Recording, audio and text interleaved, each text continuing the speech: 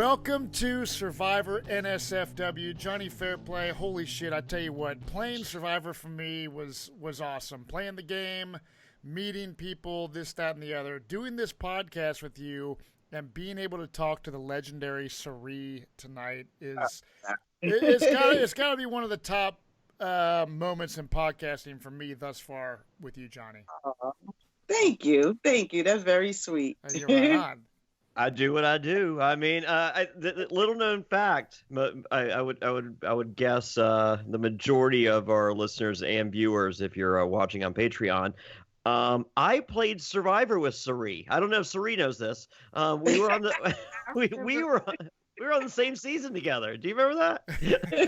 I do. I kept trying to align with him, but he wasn't having it. Oh, he kept telling his grandma. Oh yeah, no, that's not true. All right, let's we're this is fun. We're amongst friends, so let's do a peek behind the curtain, because that's the fun thing about doing podcasts here. I don't know about others, but this one at least we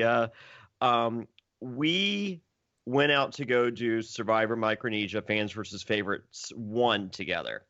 Mm-hmm. And as we're flying out, they go, okay, no talking, no, just keep your head down, no communication, no nothing. And we get to, all right, so we fly from Los Angeles to Hawaii. Right. Hawaii to Manila, and then Manila to Guam.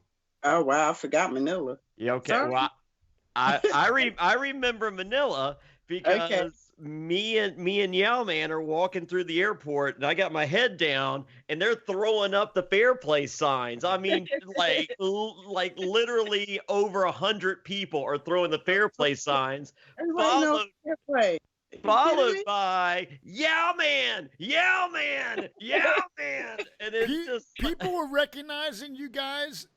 In Manila. Wow. In Manila. Yeah. Survivor's big in the Philippines. So I'm getting chastised by whoever our handler was at the, I don't even remember, but I know I'm getting yelled. They're just like, not cool. I'm just like, I ain't done shit. I'm just like, trust me. Anything. Yeah. I was like, I will be a problem, but I'm not yet. I can't control fandom. So that's not, and I can't remember. It was one of those. It was probably, I think it was the Hawaii airport. Right. So when 8 days before we left is when the whole Bonaducci incident happened. So we were at whatever. As I said, I want to say the Hawaii. We were at one airport for a while, and it was either Us Weekly or People Met. One of those had me and Bonaducci, like on it might have been just Life and Stuff, whatever. One of those had a picture of me and Bonaducci on the front of the magazine. So I'm just sitting there reading, and it just come out at I'm looking at the newsstands at the airport. I'm like, holy shit, this is our, so I'm just like, intimidation, motherfuckers. So I'm just on up reading. I'm just like, yep, just reading the celebrity magazines. Oh, is that me out there? He's so humble. Oh yeah. God! I gotta deal with this guy every fucking day. Oh my goodness! This is my guy. Fairplay is my guy. Yeah. So this is steps 1 and 2 to me intermingling amongst the other quote unquote favorites. So we actually get to the pregame Ponderosa, and I believe it's Erica Shea. She's just like, you guys know the rules, no talking, no blah blah blah. And I pull Erica aside. I go, Erica, we're some grown ass men and women here. We've pre-strategize like crazy. I assure, and she's like, I don't want to hear that. And I'm like, well, we have, and it's done. Whatever alliances are made have been made. Nothing changes the next 4 days while we're doing this stupid press and sitting here being treated like children. I'm just like, you know what's the problem with that Fairplay? What? I never pre-strategize with anybody. Well, nobody mess with me. They don't call me. Call me. I might talk to you. Well, no, don't Sandra it. It's okay. You're doing right so far. So anyway, so it's just like I was like Erica, I'm like, will you treat us like adults? We promise we're not gonna like whatever strategies has already been done. We won't do any more. Will you let us be? And for the first pre-jury Ponderosa that I'm aware of, it might have happened again. It never happened before, and I'm not aware of it happening again. And you might, because you played about 18 more times since then. You got jokes. So, well, my good friend Boston Rob has two. It's okay. They'll let you play with some fans one time. It'll be great. It'll be a lot of fun. So, anyway, so you know, we beat you, right? What's that? Don't let us have to get in the wrestling ring. Oh, I know. I'm frightened of you. So there was that I'm aware of. There was so Erica Shea was just like, hey, all right, you guys can talk, but if you see anyone of importance show up here, don't. So and then we're just like, cool. So so me and Ozzy, we sneak off pretty rapidly. He had brought probably a half ounce of marijuana with him. He had it just shoved down his he had it shoved down his underwear, and I'm just like Ozzy, like, what the fuck are you thinking? And he was just like, dude, he goes, well, but think about it. They were rushing us through so much security, just trying to. They're just like, don't look at them, don't look at. And they were just, so it's just like if you're never seen locked up abroad. Well, but his feeling is if you're ever gonna travel, then is the time. I mean, because either they're gonna fly us through security super fast, or if you do get busted, there's gonna be someone going, you gotta let them go. So that was his. I mean, we both know Ozzy. I mean, I wouldn't call him the greatest strategist of all time. So, and flying with drugs should be no different for him. I think Ozzy could beat you too, though. You might work but Ozzy doesn't understand how to work a podcast. We're good there. So, and I love Ozzy. I got no beef with Ozzy unless it comes to a charity event. So anyway, so I can't remember. It's either me or Ozzy. We get an apple, and we sneak off. We're getting high, and Ozzy, of course, immediately breaks the rule on the no strategy. Goes, does this buy me a few days? Fairplay. I was like, honestly, you were probably at first out. I'm like, you're looking at day 6 now. You're welcome. So I've broken the rule there, and then I'm sure I read that too. and then that night, I can't remember if it was that night or the next night. The last 2 people to be awake are you and I, and we stayed up probably till, I don't know, 2-3 in the morning watching the Boondocks. You had never seen the Boondocks, and I showed you and you're just like, Fairplay, you a cool motherfucker. Like, I know you were this cool, but out there, if you want to be cool, we can be cool. So Cirie broke the rule that. Because that sounds like an alliance to me. And for the record, I was all in. So like you won me over that evening as well. And so don't think that we did not have an alliance. And post Survivor, you're one of the highlights every time I get to hang out with some survivors. Seeing you is amazing, and thank you. Stop it now. I already cashed out you. You can do all that. I mean, said a little bit. No, I appreciate that, Fairplay. I feel the same. We went to, where we go, Japan or somewhere we went together. We went to Japan. We had 14 flights in 12 days. That's not a joke. No, it was fun. Well, I mean, parts of it was. Was it like a tour that you guys did? Is that when you guys did like military based stuff? U.S. Armed Forces tour, yeah. So we had 14 flights. Like the highlight of that trip was Big Tom's in love with Cirie. This is not a secret. He will tell you. And every morning, well, every night, Big Tom would see if Japanese beers would have the same effect as American beers, and they did, even more so sometimes. But Big Tom would find Cirie in the morning. Goes, Cirie, he goes, you're not a very nice person. Cirie was like, well, what did I do? He goes, I was scratching on your door like a cat in heat. He did. He goes, I done paid about $60 to the hotel, and you wouldn't let me in. That's Big Tom is hilarious. my guy too. Big Tom is my guy. I haven't met anyone through this experience that I just don't like. Everybody's pretty cool. They're regular people. I kick it with regular people in real life. And if I didn't like you, I just didn't talk to you as much. But I seem to like everybody. There's nobody that's like really, well, there are some people that are annoying, but not like extremely annoying that I don't like anybody. Yeah, like most people, yeah, we all have something in common that got us on the show. So typically everyone's cool, especially if you like Survivor. Now there are those people that, recruited type people who don't give a shit about Survivor. Once they play, they're done, and they just kind of, Jonny and I kind of deal with some of those people from time to time, right, Jonny? They're the best. Well, let me ask you this, Cirie. So you played 4 times. So obviously, were you a big fan before your first time, or were you like Jonny and recruited? Tell me about just how you got on to begin with.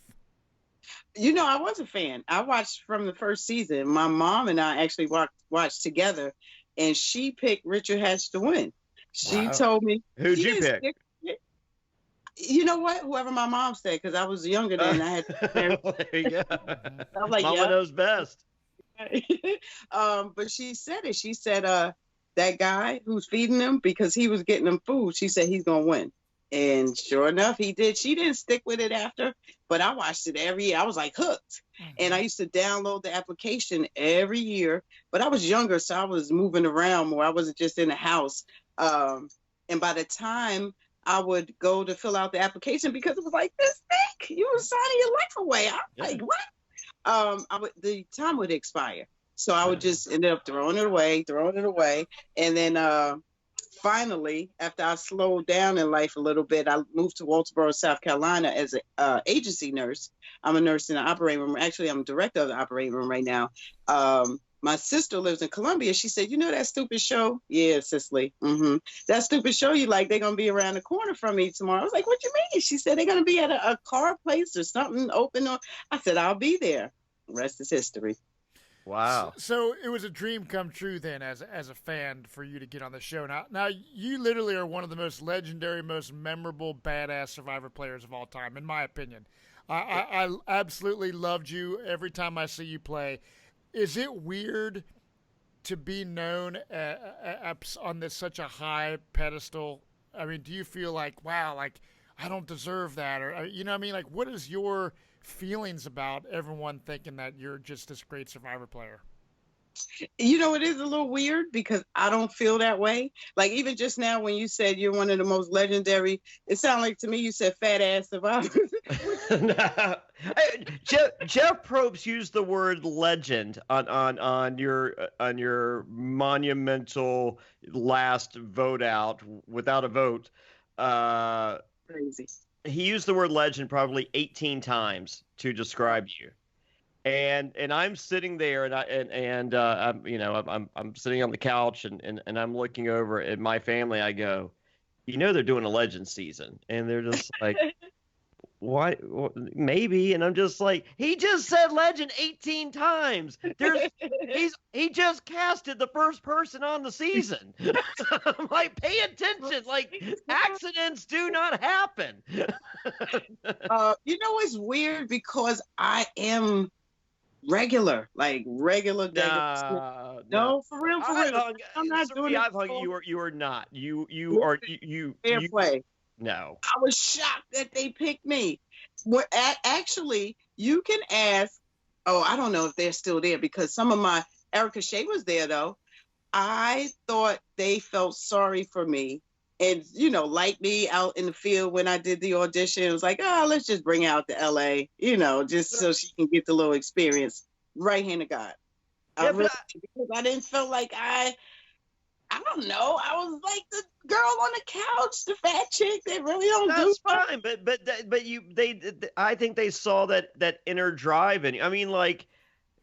We've broken down the casting process in previous episodes, and they do have they're just like the all-American guy. They're like, that guy's going to do pretty good. And, and then they have the soccer mom. They're like, she's going to, do, but like the crazies, the first out crazies, like your Big Wendy's and your characters like that, possibly your Billy Garcias, whatever, like you're not a wild card. I think they didn't go, hey, she's a first boot. Let's watch this, let's watch this train wreck. So no, no way. No, I think that I see you. I felt like, long as I'm not the first one, just don't be the first one. I felt like, especially once I saw all the people. I got to tell you this story. So we're in at the DoubleTree, right? And they have you. You're not allowed to say the hotel.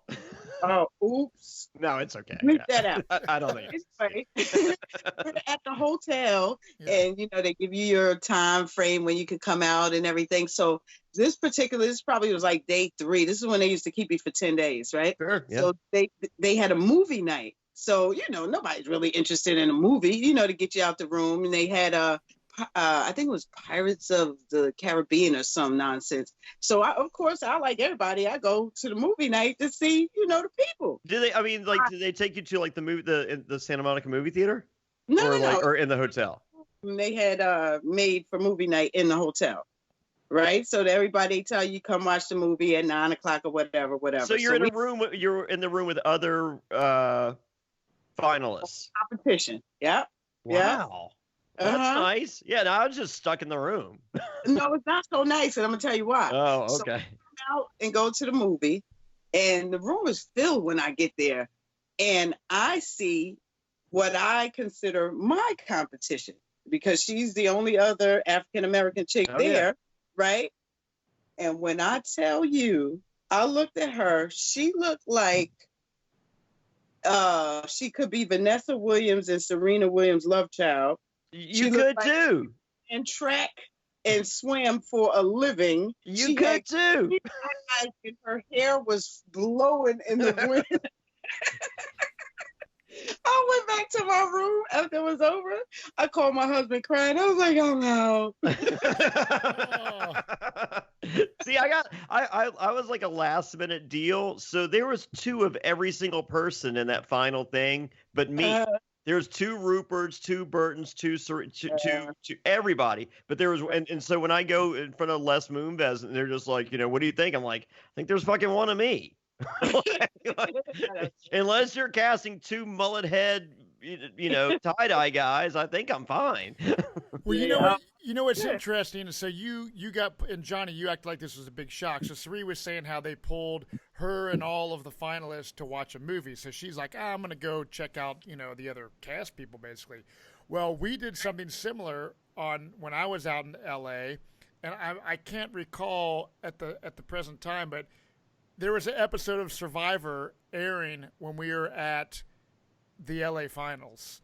And they brought us down into like a conference room with a big screen, and we literally sat there and watched this episode of Survivor. But I'm sitting there looking at all the people because I'm like, well, I'm most likely going to be on a tribe with these people, and so the whole time, like, I'm just looking at people's body language and stuff. But that's a very similar thing that happened. And Jonny, that seems shocking to you, Jonny.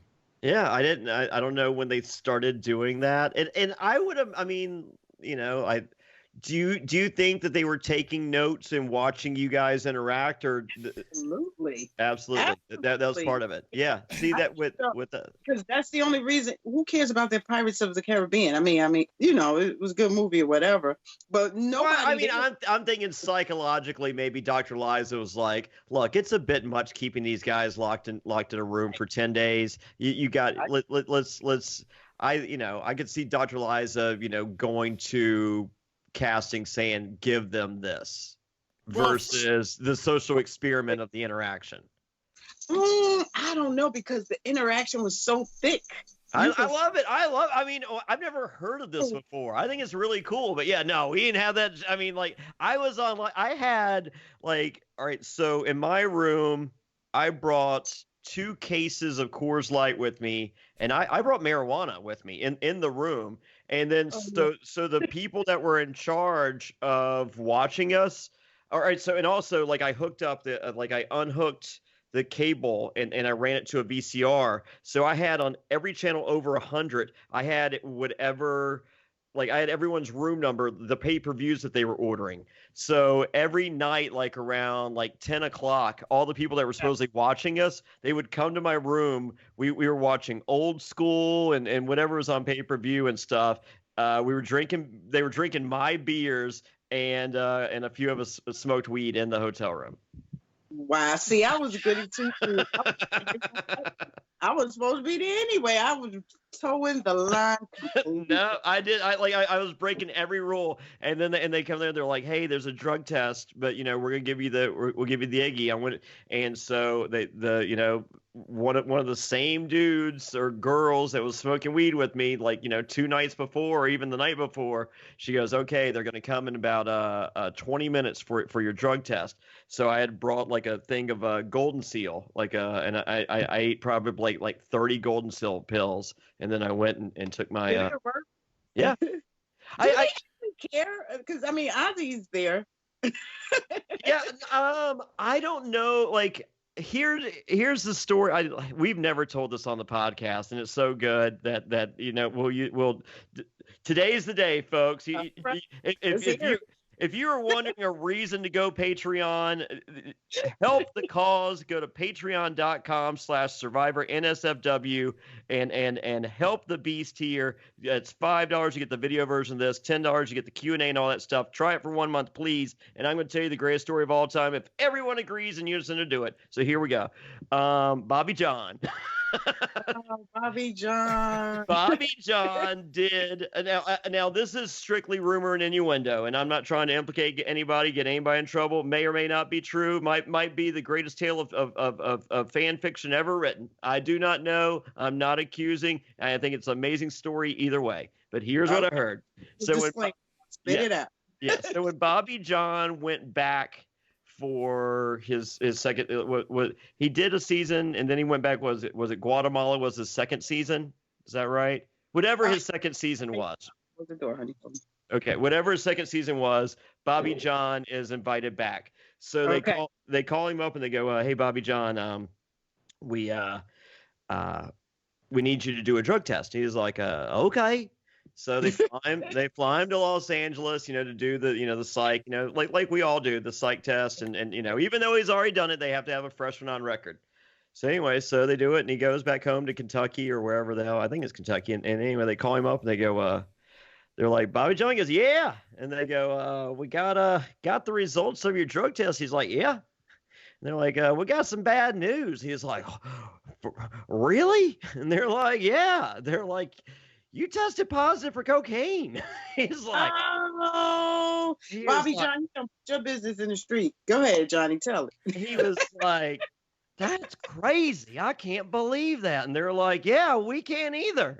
And he was like, "I don't know." And they're like, "All right, well, we need a clean drug test here. If we fly you back here, do you like, we'll fly you next week. So, marijuana is only cocaine is only in the system for 2 days. So, we don't know what's going on, but next week we need you to come here and we need a clean test." And he's like, "Okay, I don't know, but all right, I'll be there." So anyway, so they fly him back and, he does the test again. They fly him back home. And they go, "Bobby John," he goes, "Yeah." They're like, we got your drug test back." He's like, "All right." They're like, "You failed for cocaine again." And he was like, "I don't believe it." And they're like, "Yeah, we don't either." Like, what is going on here? They're like, "Look, man, we're gonna keep you off the show." They're like, "This ain't we have to have a clean test." And he was like, "Can I be honest with y'all?" And they're like, "Sure." He goes, "Look, I like cocaine, but I don't see it here, and I ain't got nobody's got no cocaine here. So when y'all fly me to Los Angeles, I call my friend with cocaine." He brings it right over. So you come here and get high. So once again, rumor and innuendo, probably folklore, who knows? But supposedly they're just like, so if we test you in Kentucky, you'll pass. He goes, no problem. I ain't got none. That's fucking hilarious. So once again, I have no clue. I'm not pointing the finger. And this is back. I mean, this is back in the early 2000s when cocaine was fun and all the kids were doing it. So let's not point and judge. It's okay. That era. Yeah, me too. So Cirie, so you played 4 times, Cirie. After your first time, when you get called to play your second time, were you just super pumped, like, oh my God, they called me back again? Like every time after that, do you still get that excitement that you get when casting calls you, or has it become just kind of at this point like whatever? Here we go, back on the clock. We get the time card. It's not. It's the same. You know why? Because I'm always scared. Because I'm never prepared, and I'm always scared there's going to be some water challenges that I just ain't never going to really master that well. And I never expected it to be, I didn't try it. When I tried out as a bona fide fan, right? Mm-hmm. I didn't research anything. I didn't ask any questions. I didn't even expect it to be a second time, more or less a third or a fourth time. So when they called the second time, I was like, I was like really, really excited. The third time, fourth time, I got called a few times that I didn't actually make it on the show. And each time I'm like, oh God. After the first time you get cut, every other time is like preparing to have a baby. You know, you go in, it's that false label, like the baby gonna come, especially if it's your first baby. You know what I'm talking about, Jonny. You're all excited, ready, and they like, nah, go home, lay down. Yeah, heroes, villains. I think I was 2 weeks before we were supposed to leave, and they're just like, this is the worst call I've ever made. I'm like, haha, real funny, and and some people got calls in February of this year, and then got a follow-up phone call that was a shit phone call. Wow. I don't know who those people are. That's crazy, isn't it? I mean, it's almost like they were going to do Legends or something. Really? Is that what the word was? I don't know. Well, I can tell you this. I'm wearing a T-shirt right now that says FTW, fuck the winners. So I mean that. So what is your thoughts, Cirie, on the, I mean, I know season 39 is coming up, but season 40 is, everyone's talking about that. The all-winners season. Are you a fan of that concept, or do you think it's not going to be that good of a show? Jonny is not a fan. Me, I'm excited to see it no matter what. I'm excited to see it no matter what, like you. However, they're going to have to bring it. Now, maybe they're genius because they all have one, right? Mm-hmm. So putting them in a situation where it's an epic season 40, all winners, everybody, it's going to be like a tap dancing show. Everybody's going to be tripping over each other, in my opinion, to show what they got, because you're going to have to bring it. If you don't bring it, it's going to be like, rah, rah, rah, rah. And you don't want to be the one to make it loss or the Price is Right, boo. Yeah. So I think it could go either way. It could be really epic because they're going to pull out all the stops, or everybody going to have their measuring stick out, measuring who the best winner is, and it ain't going to get a good gameplay. Oh, hold on. I'm ready for that. I got my Peter meter here. It's either going to be that or I'm blowing. Let's see. Hold on. Where do you start? Okay. Should have been a girl. 95% imagination. Seen better days, but not much. Just a teaser. Woman's home companion. Secretary's delight. For crazy. Large girls and small cattle. Home wrecker. For barroom betting only. And wow. Home wrecker, did you say? What would my beard rate on your scale, Jonny? I think you're a home wrecker. Definitely for large girls and small cattle. Now, Cirie, when you Do go out, do you guys carry around a Peter meter with you? Just out of curiosity. All right. Well, I mean, invest. So, Cirie, as I've said, like, you're legendary status, right? So if you get called, or when you get called the third time, let's say, or even the fourth time, do you feel pressure that the fans, you're the mighty Cirie, right? So you're just a regular chick in your mind, but is there some pressure that you feel a weight on your shoulder being such a just character that is so beloved? You know, the pressure comes in when I think about all the people who do love me and show me like mad love, and I am just this regular chick. When I go like consecutive times, it makes me feel like I'm sort of playing for them. So the pressure comes in like, oh my God, they expecting you to win this time. What you gonna do? You gotta do something, not just for them, but for my family as well. You know, it's like, oh my God, I got a once in a lifetime opportunity 4 times, right? Yeah. So the expectation is like, all right, win already, Simp. You know what I'm saying? Yeah. And that's how I feel. Like everybody's looking like, come on already. You gonna win this time or not? Right. Well, you know, one of the most memorable things, because it's been fairly recent, was the challenge. You were in a challenge on Game Changers. It was a water challenge.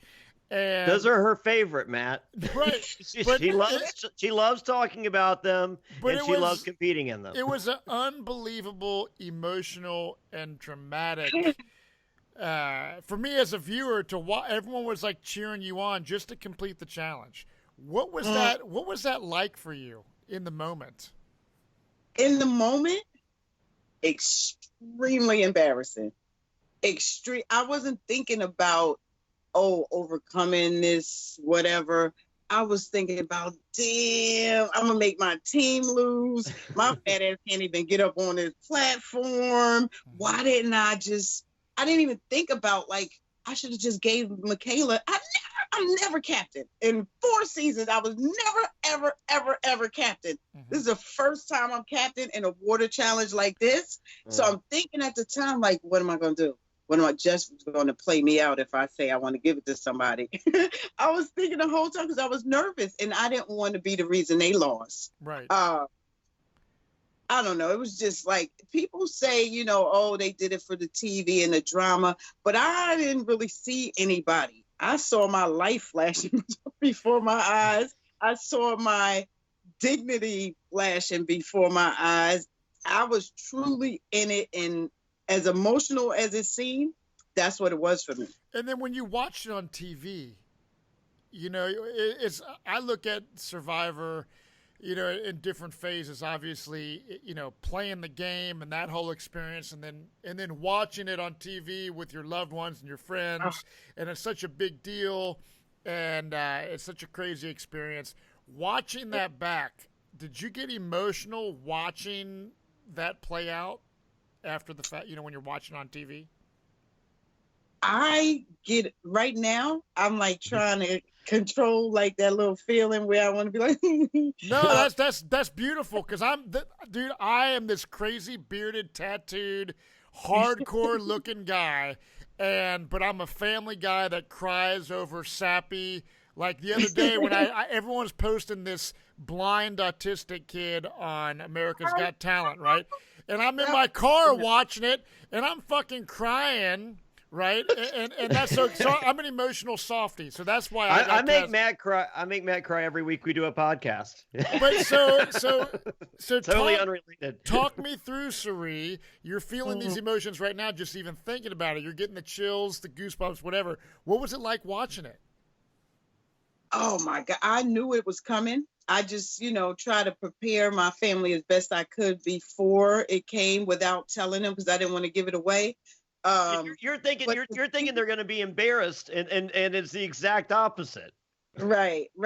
You know what it is? You're exposed. People don't realize I don't know, maybe they think of the people that were casted and the people who have agendas to go on the show. When it's people like us, like just regular degglers, you're exposing all of your weaknesses to the world. Yeah. They don't know that I'm ugly when I wake up in the morning. I don't wake up looking like that. You know what I mean? I've seen you in the morning. We really had an alliance, Cirie, let me tell you. We'll talk about that later.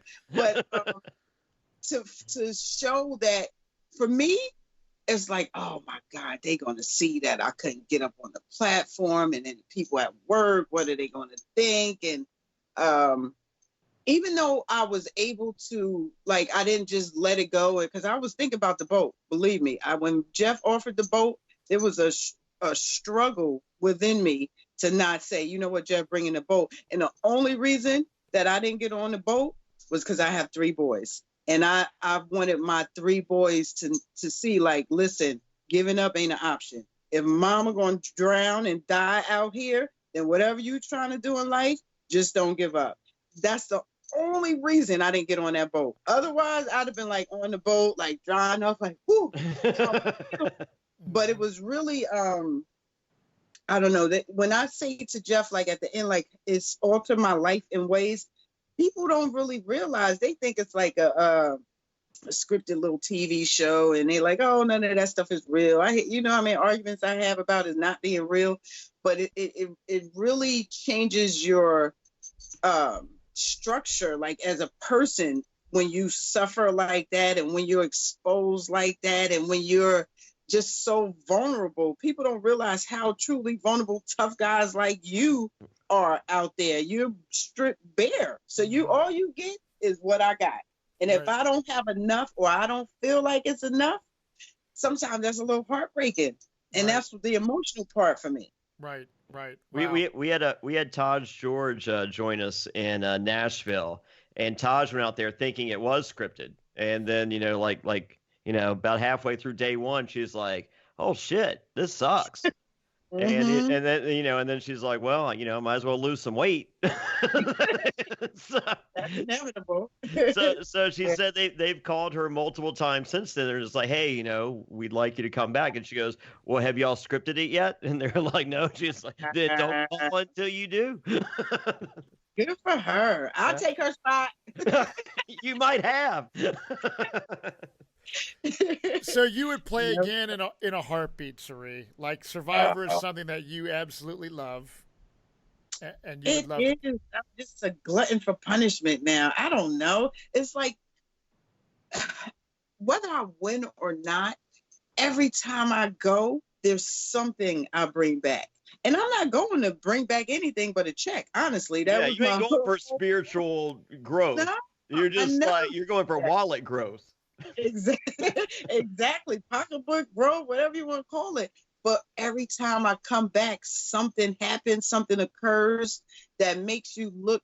I guess when you're stripped of everything, you don't have nothing else to look at but yourself and your inner self, and to see who you really are. And especially when you watch it back and what went on with the editing, as far as, and when I say editing for the fans, let me just make it clear, because they can't edit anything you don't do or say. Yeah, so it ain't CGI. I mean, like, so they're like, that wasn't me. I'm like, you said it. Yeah, well, they didn't put it in your mouth.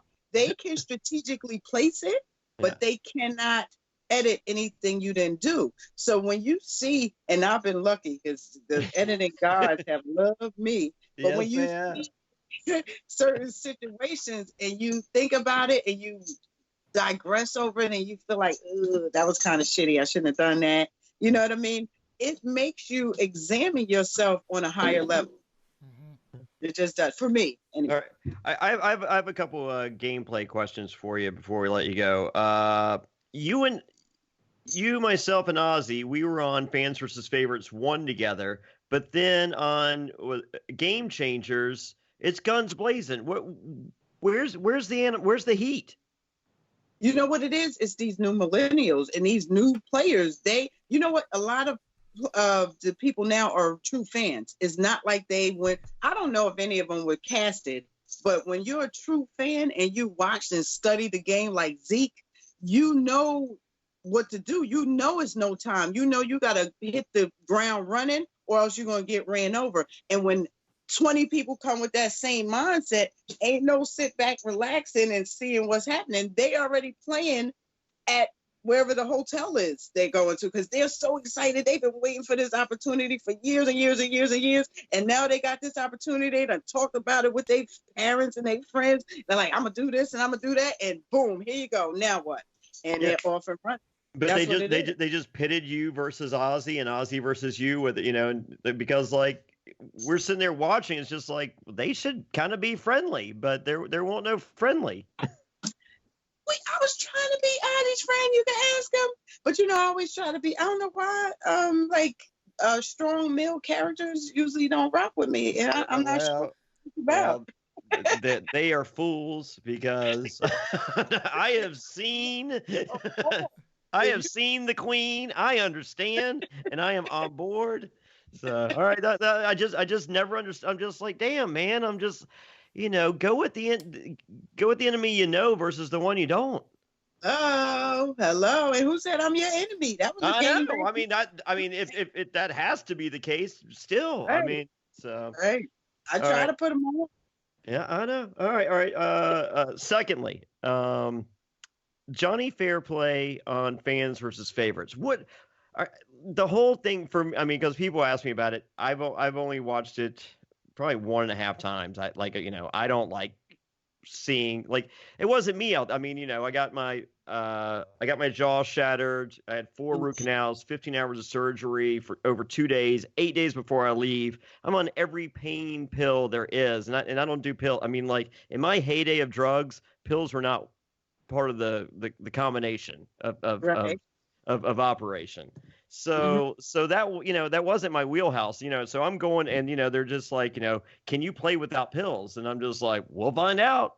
Like, I ain't stopping until we start. So, you know what I mean? You know, so I mean, because I couldn't eat a sandwich for 6 months after that. I mean, it wasn't 6 days, it wasn't 6 weeks, 6 months. I couldn't bite into a sandwich. That was not, you know, in the cards. So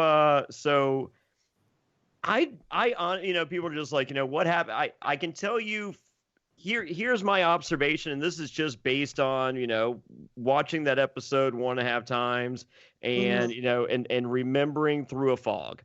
I remember starting the game and Jeff goes, there's a hidden immunity idol, and everyone's looking in the woods and digging and whatever stupid thing everyone was doing. And I'm just like, well, it's always somewhere obvious. I mean, like, has anyone you guys haven't watched the fucking show? Like, and so I'm just looking around the obvious. I'm like, oh, right there. So I'm going towards it. Yowman sees that I see it, grabs me from behind, pushes my head into the side of the boat, grabs that's.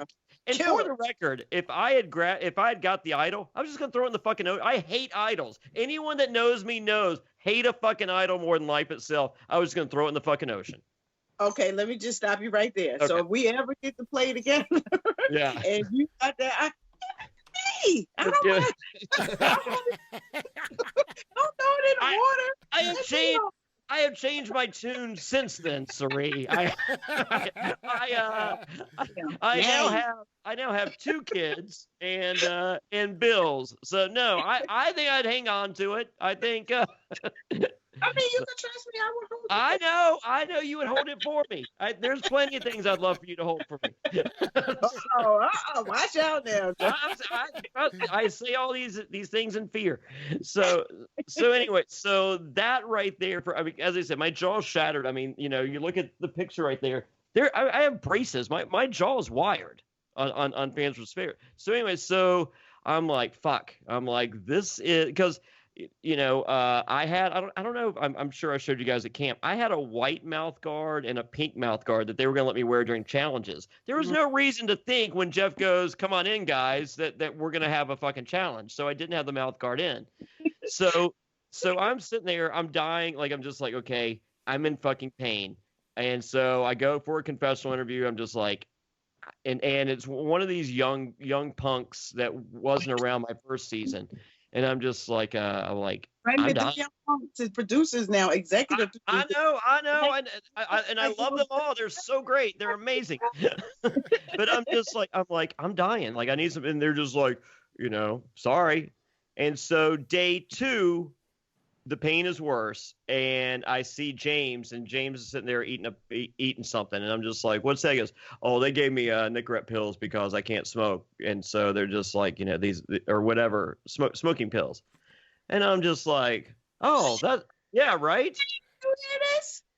Wow, Shane would have killed everybody on the island for a Nicorette pill. Are you kidding me? Yeah. So I go to production again. I go, hey, motherfuckers. This motherfucker looks like a Greek god. He's fucking chiseled, and he's inconvenienced by not having a cigarette, and you give him pills. I'm inconvenienced by a shattered fucking jaw. Can I please have something? And they go, no. And I'm like, that's it. Game over. I'm done. And whoever that smart aleck producer was, he goes, what are you going to say? Bonaducci knocked your teeth out? And I'm like, I'm going to say I'm quitting for love. And he goes, who's going to believe that? I'm like, the same motherfuckers that believe the dead grandma lie. Day, right. And that was it. Wow, I mean, it was game, set, match for them. I didn't know that. So that's all I really know. So as you as a player, what are you seeing? Because as I said, it's all kind of a blur, because I was A, in a haze from the fucking pills going into it, and B, in a haze from being in fucking pain. You know what it is? What that benefited you, for me, just from me being there with you. I always thought your ass was crazy, so you was as crazy as you normally was. Honest to God, I really did. Outside of you telling us, about your mouth guard and that you just had the thing, you was the same Jonny Fairplay that I expected. It wasn't that I was a little shocked when they said, that Fairplay, whatever. I was like, what? Fairplay? But honestly, you didn't seem like the people on pills now are usually like slow and dragged down. You was maybe you was 2 notches lower than 1,000. You normally I was just numbed. I mean, like I wasn't. I still had the heart of Fairplay here, but as I said, it's just a blur to me because of with everything. Well, I think you ever see the movie Shallow Hal? Yeah. I think, I had the Tony Robbins syndrome going on. So I just saw Fairplay. I didn't see like all the alliances and you about to, I didn't see none of that. I was just scared for my life. So I ain't see nothing going on with nobody else. Shit. Okay. So we did talk about Parvati going home first, though. That would have been the first boot if I had stayed. Y'all didn't talk about it with me. Okay, well, that was oh, wow. I was already split. As a matter of fact, when I went to talk to Dr. Liza, because I watch, all I can do, because I follow the rules, fair play. All I can do is watch what everybody's doing. And even without the direct contact, because Erica Shea was a little more lax than in the previous seasons, but y'all wasn't just outright having conversations. I'm talking once the game started, Parvati was the first target.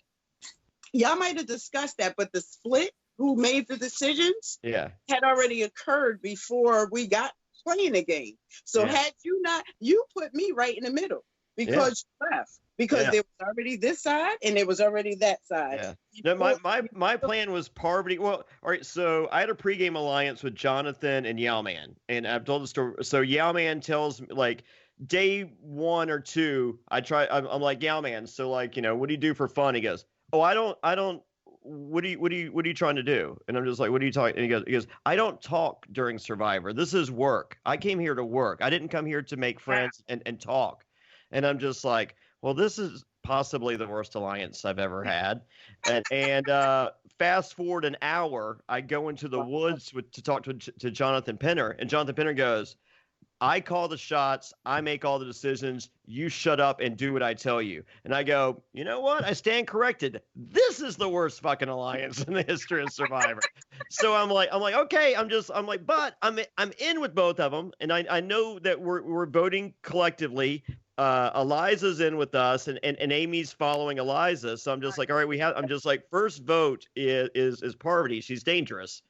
I think you might have said that. I think I did hear that. Yeah. Okay. But my second vote, like if I could have made it through the pain, just given a fucking Vicodin, my second vote Jonathan Penner. Really? Or Yao Man. Wow. But you know what? You didn't watch Panama? Exactly what you said is what made me last through Panama. They got together. They were like, us four, yay. And then they figured out they couldn't stand each other. They were like, this is the worst alliance ever. Yeah, you got to look a little bit before you jump in bed with them. Well, I flew to fucking LA to meet with Jonathan Penner's the nicest guy in the world outside of Survivor. It's inside the game that he ain't the same person. Because I'm like, he sounds like Alan Alda. This guy's going to be great. It's like watching MASH and playing Survivor. The package looks nice till you get out there suffering. I'm always the same, though. I'm just fine. That was the thing, like with season 40 phone calls and other times that, other like people about, they're just like, because rumored innuendo has it that Sandra is not afraid to pick up the phone and call anyone. Just who knows if that's true. But I'm sitting there thinking, I'm just like, you don't know how motherfuckers live. Like, outside the game, like, it's high fives and, whatever. Inside the, there's some lazy motherfuckers. There's some ornery motherfuckers. There's some late sleepers. There's some I don't ever get water. Fuck that. There's some I don't talk because this is work. Oh, that's a new one. I never heard that one. Rumor may have it but Sandra's never.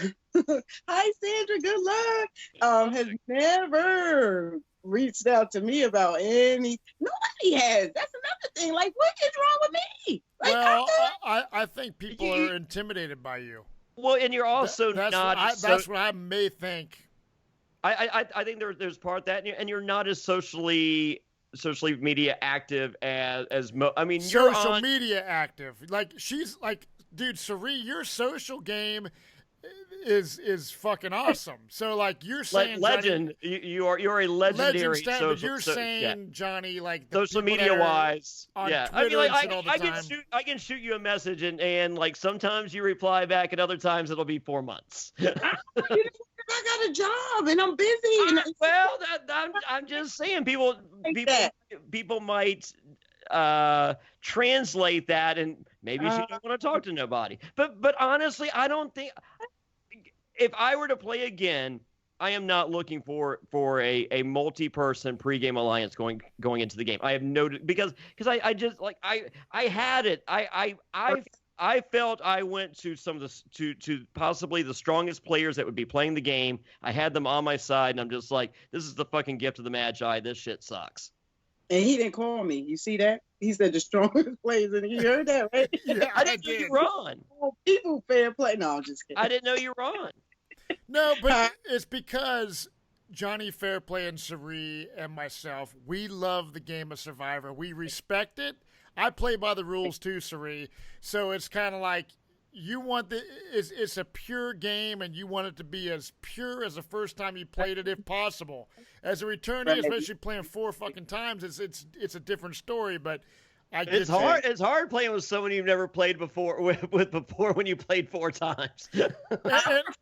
Actually, my best season, the one I loved the most, was the first season because it was all new to me. It was all new to everybody that was there. That's what I wanted to ask you, Cirie. I love the game of 16 strangers or 20 strangers or 18 strangers because like you have that like.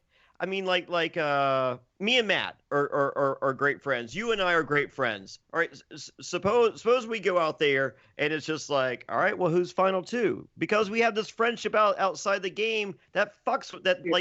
Like it's just like, well, fuck, like Matt ain't gonna play cornhole with me anymore if I fucking vote him out, and Cirie ain't gonna pour out some Hennessy whenever she sees me. Well, that's the really crazy scenario, because if there is a Legends, right, which obviously I wouldn't be on, I'm just a peon fans versus favorite guy, but here's the thing, you guys and we all like meet people at these events, and it's such a big family for the most part. So like for you two going out on Legends, I mean, if it's freaking Jonny, Cirie, and you and Lex and Big Tom, I mean all these people you love, how in the world do you separate game from the friendships you've made outside of the game of Survivor at this point in time, being so many seasons?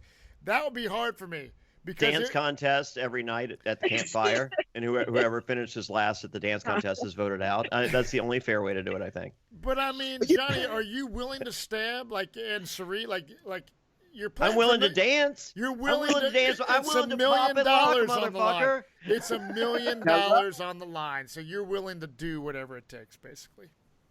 You know what I think the difference will be, though, if it is so-called legends, or if we ever get that opportunity, for people that, like you say, like we really love the game. Yeah, at the time that you get stabbed, it might hurt, ouch. But once you get the stitches and you get home and you get a bath and it's cooled off and you come with a better mind and you think about this game that I love, if you really think about it, you'll be like, damn, they got me. If you're a true gangster, right, you're not going to be mad because somebody out-gangstered you. You're going to take your hat off to them and nod. And if you're playing legends, they're like, quote-unquote, true gangsters. They shouldn't be catching feelings. Listen, I caught feelings every time. I was mad to talk to the people when we rode home on the plane. But when my cooler head prevailed and I thought about it, like, why are you mad? You can't be mad because they gamed you or they outgamed you or they played their game better than you played yours. And that's what I think you get from people who truly like just are diehard lovers of the show. Well, that makes, I mean, it is a game. It's the ultimate game. So, I mean, if Jonny and I play cornhole or some game of Monopoly, we're not going to fucking hate each other for life because of it. And in the legend season, I think everyone's going to respect the right. everyone's game. Because that, like that, and even in the winners deal, it's like the best of the best, the elite people, and fuck them. They already have $1 million. I don't care. I mean, I will hurt every winner's feeling. I don't give a fuck about that. You heard it, Jonny, right? So we do go. He said he's okay if we vote him out. I win.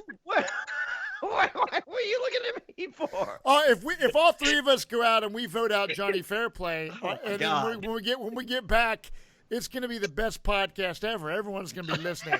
No, it's not. It's going to be you and Cochran.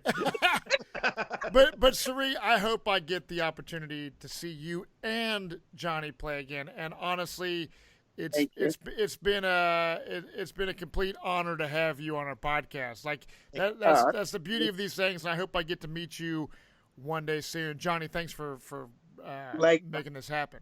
I have one final question, Cirie, because this one is been on the biggest rumor and innuendo board for the last 2 years now. David versus Goliath. Uh-huh. Your son is out there, and then mysteriously is not, and then Davey is. What do you think about that? Well, after you know what? I think that everything happens for a reason. Yeah. And I think when Jeff called me and said, you know what? Maybe we're wrong. But if we're not, I'd rather err on the side of let's take the extra precaution, because how would it be if the great Cirie Fields' son didn't make it by his own choice? I chose those words good, right? Y'all like that, right? Yeah. Okay. So, but you know what I mean? And my son is just turned 21. He turned 21 March 5th. And my son is not as savvy as I am. He was kind of a little bit sheltered. Even though he probably would have been on the Davids, he wasn't all he had to do was go to school and play ball. He wasn't really exposed to a lot. He lived in Connecticut and down south in Walterboro. He wasn't in the inner city as much as he should have been to be savvy for that game. And he's a kind-hearted kid, right? So, and he just texted me. He must know I'm on. He probably listening. Hey, we're not live. He's like, Mom, you're ruining it. They're not gonna bring me back now. I don't know. You never know. But I think what was meant to happen happened, and I'm actually grateful that it happened that way as opposed to what could have happened. Because Dr. Liza wasn't there. Okay. Had Dr. Liza been there, maybe it might have been different. I don't know. I never met Dr. Liza's colleague that stands in when she takes time off. So in Pooh, I told him, I know my boy, right? I said, Pooh, they ain't gonna care about your attitude out there, or if you hungry, or if you need a little pep talk. So you got to get out of that sensitivity before you go. Like he's the baby. He's my baby, and I have, full on baby mothered him. You know what I mean? So for him, this is his first experience, and he's nervous, and he needs that little pep talk. There was nobody to give him the pep talk. And when the lady saw that he was a little bit like mopey, she like, uh-oh, warning, warning, warning. He might quit his mouth. And I'd rather they err on that side than for something negative to happen. Well, maybe Tessa and I, my wife, and you and your son will be playing Blood versus Water 3 sometime in the future. Uh-oh. Yeah. Our guess was that they saw Blood versus Water coming sooner rather than later on the pipeline, and they were just like, pull him now and let's save him for that. But I guess hopefully. Yeah. Listen, I'm open to all of it. Okay. Well, you've addressed the rumor and innuendo. So what you didn't, you're not a winner, so you're not on 40. Who is your winner pick? I mean, because you've played with a good chunk of these people, so I gotta. Before we let you go, we got to hear who you think wins season 40. Wow. You know what? I like a lot of people out there too. Yeah. So there is a shirt available at johnnyfairplay.com that says Kim and Parvati and Sandra and Cirie. I know. And every time you order a shirt from johnnyfairplay.com, you get a phone call from Johnny Fairplay thanking you for your purchase. Just wait, I get a free shirt. I need a large. I get you a large. So anyone on that shirt, perhaps one of your picks? I mean, that's four pretty strong players right there. I know. You know what? I honestly, if they don't get her in the beginning, I think Parvati could get it. Because Parvati got it before. Parvati killed it in Heroes versus Villains. I thought she played the best game in Heroes Villains. I think she played the best game of anyone I've ever seen play Survivor in Heroes versus Villains. I agree with you. I don't know if the best. I think you got to give Russell some credit. I know Russell didn't play the social game as well as Parvati, but neither one of them won it. So I think she used him, and I think it was a bitter jury. And then I think he made, definitely a bitter jury. Yeah. But I think they used each other because you got to give Russell a little bit credit. I know everybody I give Russell credit. I just think she played an amazing game, and I think what's so deadly and what makes her what has made her such a target in the past is her sexuality, and she's still beautiful, but that. I could possibly get that's off the table now that she's married and with child. And I think a lot of players fall into that trap of attempting to play the same game over and over again. And they don't find lightning in a bottle a second time. And it's a poor second version of that first version, but B, the adaptability isn't, like a Russell Hantz plays the same. I mean, like the guy hasn't figured out he plays a shit game. I mean, like, that game doesn't work to win. That I think your game, one break a different way, any season that you played, you win the game. There's no breaks that fall for Russell that he wins with his scorch the earth philosophy. I just don't think it works. So, and that's not I mean, like, maybe in the year 3000 when we're 90% robots, that works. But I think with Parvati, she has no choice but to do this Parvati 2.0, and exactly. I'm anxious to see it, and I think you're right. I think that character could win if she makes it through the early steps. Right. If they don't come for her in the beginning, because there's some real cutthroats out there. Officer Sarah, don't sleep on Officer Sarah. Officer Sarah went home and perfected her game and came back and put it all into action. So I wouldn't sleep on Officer Sarah. I wouldn't sleep on Jeremy. I wouldn't sleep on any of them. They all won. But if I had to pick one, I would say Parvati. Wow. You heard it here first. Yeah, there you have it. I'm excited. I'm going Nick Wilson.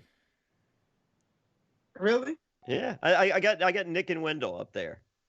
Oh, see, Wendell too, though, because Wendell's a male Parvati, you know.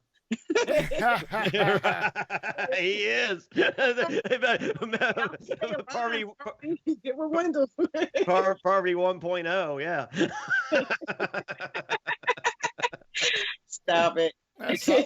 Well, Cirie, thank you so much for taking the time out of your busy schedule to join us. It's been amazing. This has been so much fun. Thank you. Seriously, Jonny, and I'm not just saying this. I know. This has literally been one of my favorite podcasts that we've done. Mine too.